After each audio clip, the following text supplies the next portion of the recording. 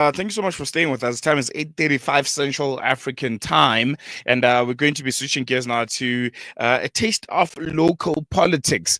This morning, we're going to be turning our attention to what some are suggesting is a shifting political current in South Africa. A new DA commissioned poll suggests that ANC support has plunged by 11 percentage points, now sitting at just under 30% nationally, while the DA is gaining ground in several key metropolitan areas, such as Johannesburg, Tshwane, and Ekurhuleni. But not everyone is convinced.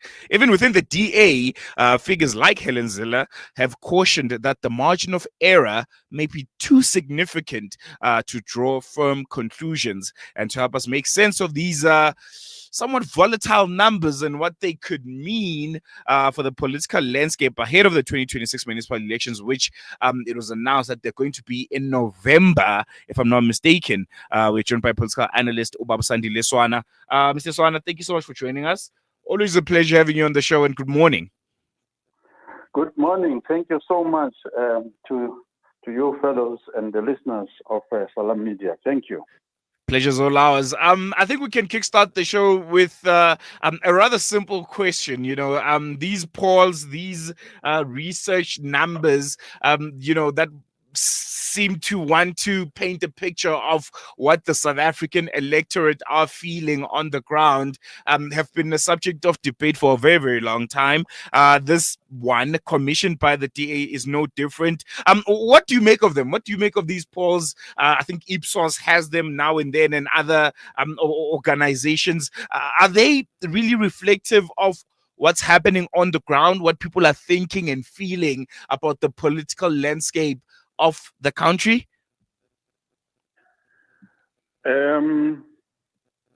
Okay. They may reflect what people are feeling in the country. However, if you wanted to use a poll to predict, for instance, the outcomes of a municipal election in the city of Johannesburg, they will tell you, scientists who've done this over a longer period of time will tell you that the most accurate polls are done closer to the election, when people have made voting decisions. By a significant amount of people have made voting decisions. People don't make voting decisions every day. So when the elections is far out, like next year, November, and you start trying to do a prediction now based on a poll, it's going to be a problem.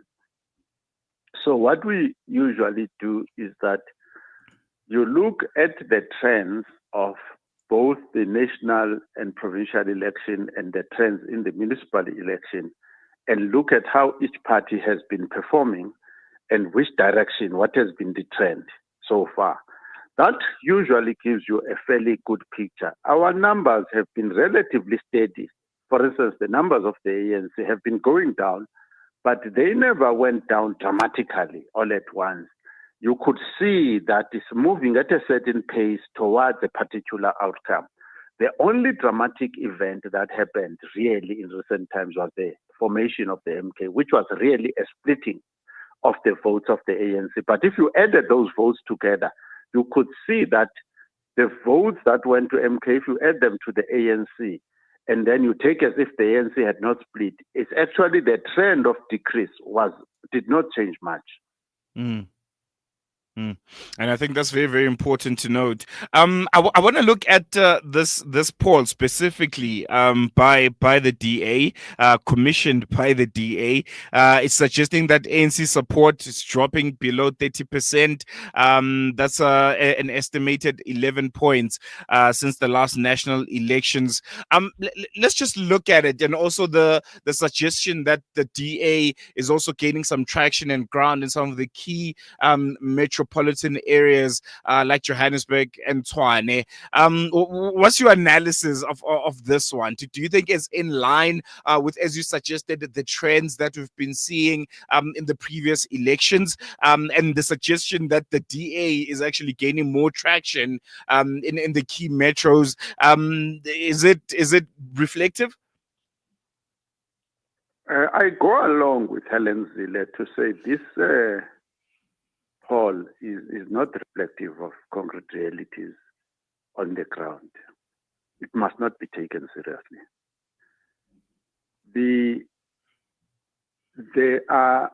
So when you are dealing with this situation, and there are differences. So when there's differences that you see.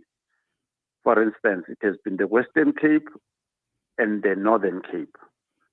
And those two votes could easily be driven by the amount of colored population in those specific areas.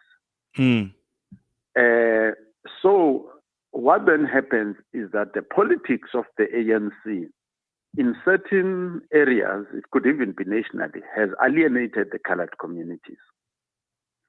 So when that happens, then the votes that go to the ANC actually decline, as they have done so in the Western Cape and in the Northern Cape. As you are aware, the Western Cape is no longer under the ANC. The Northern Cape, they lost their majority support, although they've cobbled something together. KZN and Gauteng, they don't have majorities in those places. So in the two places specifically, it is the phenomenon of the colored communities. Now, the other thing you need to consider when you look at how can the support of the DA grow? The support of the DA cannot grow except there are two factors at play. One is where the DA can win the colored vote towards itself. Two, where the DA can win the African vote towards itself. So if you took the city of Johannesburg, let's say you took the city of Johannesburg, you take a smaller part of the city of Johannesburg, you can do the same thing in Kempton Park or Ekurhuleni. You took two neighboring parts. You take Sandile and you take Alexander Township. In Alexander Township, by and large, the ANC won all the wards. Maybe lately the EFF got a ward there or something, but the black parties won the wards. When you cross over to the highway into Sandile, by and large, the people that won the wards are the white parties. So people vote according to race. Okay? So the DA got the old constituencies of the National Party to itself. Some of those old constituencies went to the Freedom Front Plus. Even parties like, then in the Western Cape, Rise Mzansi, Bosa, and Action SA still pull on the voter base of the DA. So the DA has got a lot of pressure from those black liberal parties now, and so on and so forth. So it's extremely, I mean, I looked at the poll, it looked ridiculous. They're subtracting from everybody. They're subtracting from MKP. They're subtracting from EFF, and nothing happens to them. Instead, they grow miraculously to about 48%. The whole thing is ridiculous. The whole thing is ridiculous. So it's mathematically unsound. The poll, you cannot justify it because in statistics and in mathematics, you have to have a trend. You have to look at proper trends. The general direction over, let's say, from 2009 until now, which direction has this thing been going?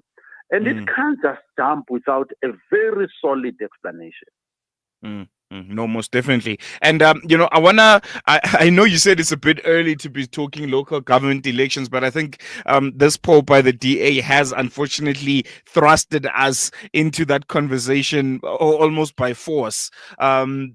Just looking maybe at the city of Johannesburg in itself, one of the key metros that the DA says it is gaining traction in. It looks like Helen Zille will be their front runner in the local government elections.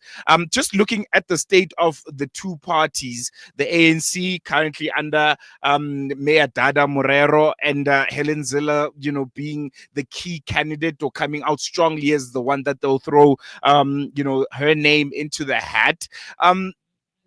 I know it's far. I mean, November 2026 is very, very far. No, that's not a problem. That's not a problem. Yeah, but just looking at the current state of affairs within those parties and the parties that are surrounding both of those parties that could ultimately be alliances or partners should the need arise. What do you make of it thus far? The relationship that ANC and DA has with various other political parties that could ultimately form the government of the city of Johannesburg, and just how prepared and ready do you see the parties potentially being going into 2026? So what I will say to you is that the DA launched the Moonshot Pact, let's call it the Moonshot Pact that they did with the right-wing parties, the liberals, and whoever was there, and then betrayed everybody else and actually formed the GNU with the ANC under the supervision and support of big business. So that is what actually happened. So, Bosa, Rise Mzansi, Good, Action SA, Freedom Front Plus, even. They don't trust the DA. You've seen them removing the DA from office where they could in recent times. I mean, the DA was in charge of Swana for a long time. They removed them there. So the ANC is declining. No question about that. The ANC is declining. But the DA, when they say they are going to win the metro, what they mean is that they are going to win over the ANC. In other words, the ANC veterans, Snuki Zigalala, Mavuso Msimang, all those types of guys who support, who favor an alliance between the ANC and the DA, they believe they still have enough influence next year in the elections, in November next year, November, December next year, to actually push the ANC towards a coalition with the DA, and then the DA gains the upper hand. And that's the only way that Helen Zille can win Joburg. Herman Mashwaba, Musi Maimane, those guys, they don't want Helen Zille. They don't want her at all. No, definitely. I saw an article yesterday which suggested, I think, some of the political parties that you mentioned, Bosa, Rise Mzansi, and I think one other party. Apparently, they might merge into one political party come 2026. What's your analysis of this? You know, I made a joke with my colleagues that maybe the funders of these political parties are tired of depositing money into three different bank accounts. They much just rather just send money to one big bank account and have them merge together and work together. What do you make of that? Is that the proper way to prepare for? Your analysis is not bad. I mean, I think all of us have generally accepted that the billionaires that funded CR17 have also funded a number of liberal parties, and their ultimate objective is to create a conservative middle. So basically, they are shifting the ANC of Ramaphosa to the center and shifting a number of parties, Rise Mzansi, what you call it, Bosa and Good, towards the center. Yes. Right? And even the DA, they're actually shifting the DA. The funders are controlling this whole thing. You now have different flavors of politics of the center. So the politics will be center left, center right, but center, right? Which means basically, because really you either could have moved from, if you took the extreme right where racial inequality was at an extreme under apartheid, then to an extreme left where racial inequality is totally dissolved and is no longer there. Every South African is equal. So when you say you are in the middle, basically you are in the middle of that. In other words, the whites don't feel too much of a pinch in terms of change. The blacks don't get too much equality either. Those are the politics. Those are the politics that the big business is pushing us towards. And this measure that you see is about that. Good, Bosa, and Rise Mzansi. These are the politics of gradualist, minimalist change in South Africa that is financed by big business, the tycoons, millionaires and billionaires. Mm, mm. And right now they're seemingly wanting to consolidate all of those parties into one. Just lastly, Bob Swan, before I let you go, what should our listeners keep an eye on as we approach the 2026 local elections? Are there some key, bellwether metros or vote demographics that could tip the scales? There are certain types of parties, so we have to look carefully. There are certain types of parties that have a bigger role to play for exactly the same reasons we've just discussed. Mm-hmm.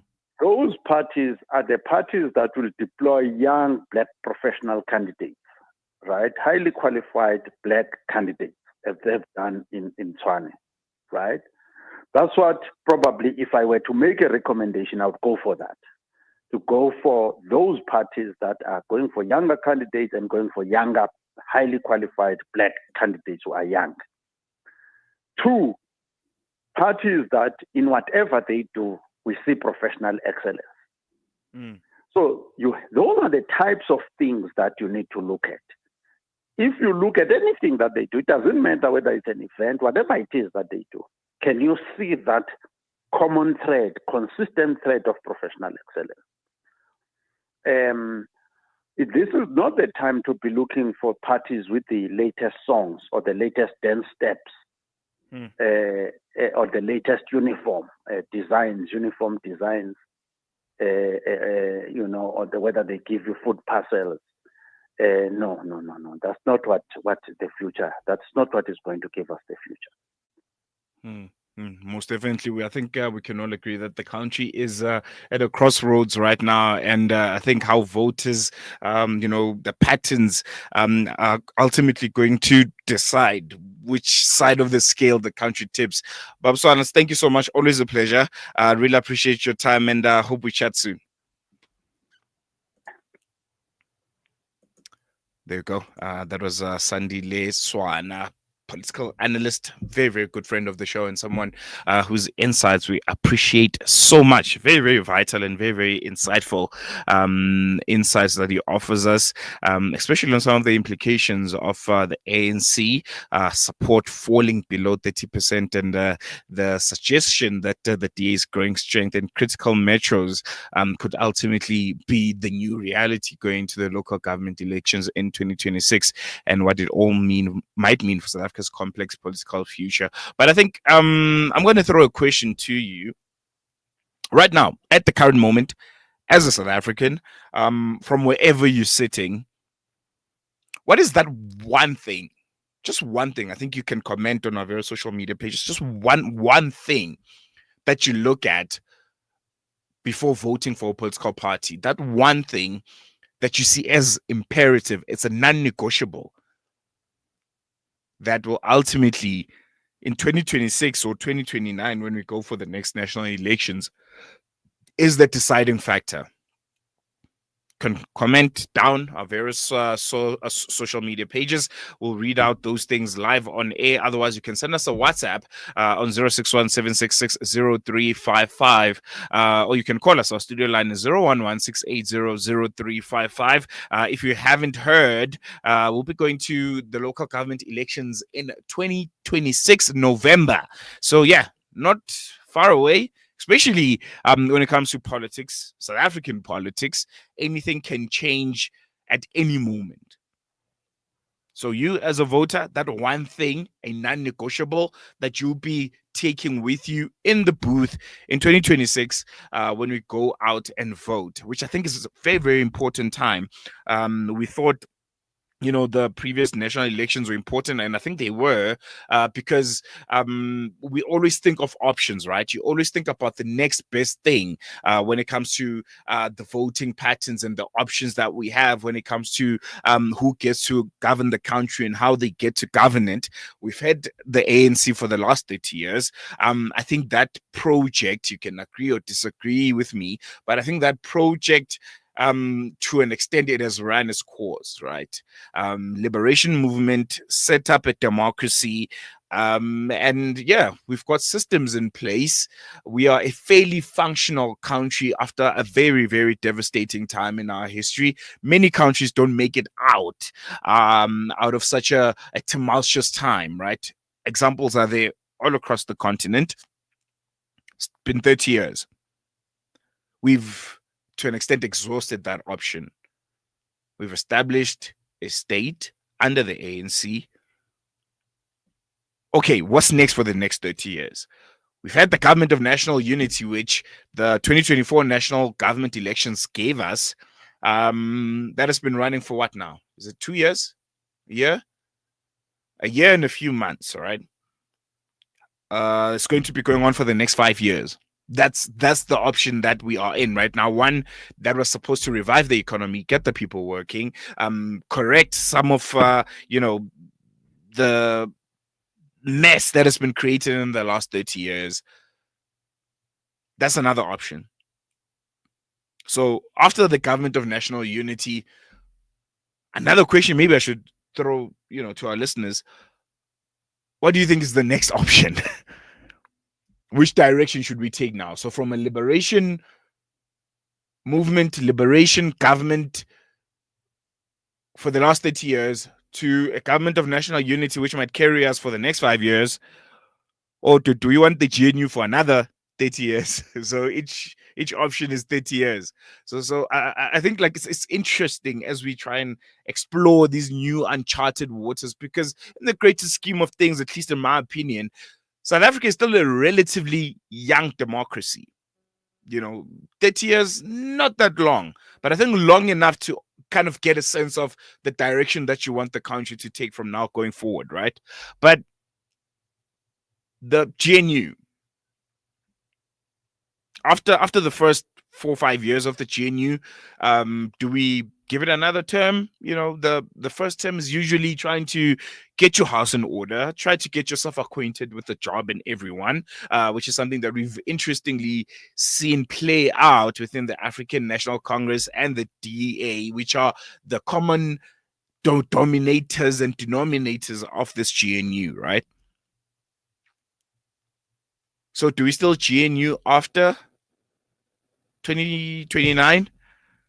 Or it's time for another direction, whether it's going extremely left or extremely right, EFF, DA, maybe MK. Should we start laying the foundations of a totally new government in the South African discourse? You can engage with us. Tell me how you feel. Are you okay with the status quo until 2029 and beyond? The government of national unity, or you want to go completely left, or you want to go completely right, or maybe let's bring back the ANC in its entirety. Maybe they've learned their lesson after that horrific showing in the previous elections. WhatsApp line is 061 766 0355. Studio line is 0116800355. And last one, what is the main thing? What is the main non-negotiable factor that you look at and say this and only this will be the reason why I vote for a political party? I want to hear your comments. I want to talk to you, and you can engage with us. I gave you our contacts. Social media is open, and we can have a conversation. Otherwise, we're going to take a quick break. When we come back, we'll be having a really interesting conversation around Sri Lanka and examining the broken promises behind the documentary Nilan Unsilenced, which is revealing the stalled constitutional reform processes. And we'll be joined by filmmaker Dr. Pitisana Shamugatas, who'll be joining us for that conversation. But before that, we'll be having our weekly dose of motivation. conversation with our hashtag Fired Up feature, proudly brought to you by our good friends at Africa Muslims Agency and their CEO, Imran Chunara, personal excellence coach, will be joining us for that segment. He has topics every Mondays, Wednesdays, and Fridays.